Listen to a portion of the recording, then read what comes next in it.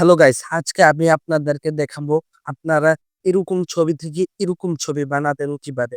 তো চলুন আপনার ছবিকে আজকে আমি এনহ্যান্স করে দেখাবো।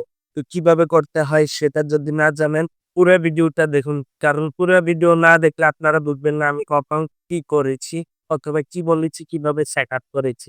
তো চলুন বেশি কথা না বলে ফটো করা যাক এনহ্যান্স। তো হ্যালো গাইস, আমরা চলে আসলাম মোবাইল স্ক্রিনে। মোবাইল স্ক্রিনে আসার পরে আমি সেই অ্যাপটি দেখিয়ে দিব যে অ্যাপটির মাধ্যমে আপনারা ফটোকে এনহ্যান্স করতে পারবেন। মানে কোয়ালিটি বাড়িয়ে নিতে পারবেন এআই এর মাধ্যমে। তো সেজন্য আপনাদেরকে প্লে স্টোর অ্যাপটি ওপেন করে নিতে হবে। ওপেন করে নেওয়ার পরে সার্চ অপশনে যাবেন। সার্চ অপশনে এখানে গিয়ে লিখবেন REMIN তো এটা লিখে সার্চ দিয়ে দিবেন। সার্চ দেওয়ার পরে এই অ্যাপটি আসবে।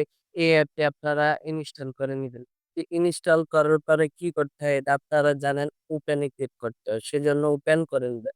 আর একটা কথা বলা হয়নি, এখানে বারবার অনেক এড আসে। আপনারা হয়তো জানেন না, তো জেনে নেন। এখানে বেশি এড আসে।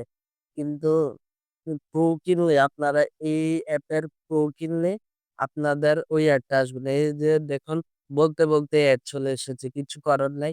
এখানে এড দেখে আপনাদের ফটো এনহ্যান্স করতে হবে। তো সেজন্য এডটি দেখুন।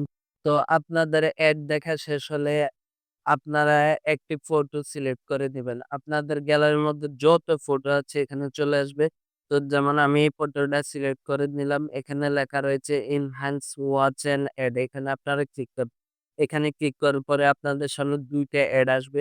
ওই ২ টা অ্যাপ আপনারা ফুল দেখবেন। ফুল দেখার পরে কেটে দিবেন। তারপরে আপনাদের ফটো এনহান্স হয়ে যাবে। তো আমি দেখে নিচ্ছি, আপনারাও দেখে নিবেন।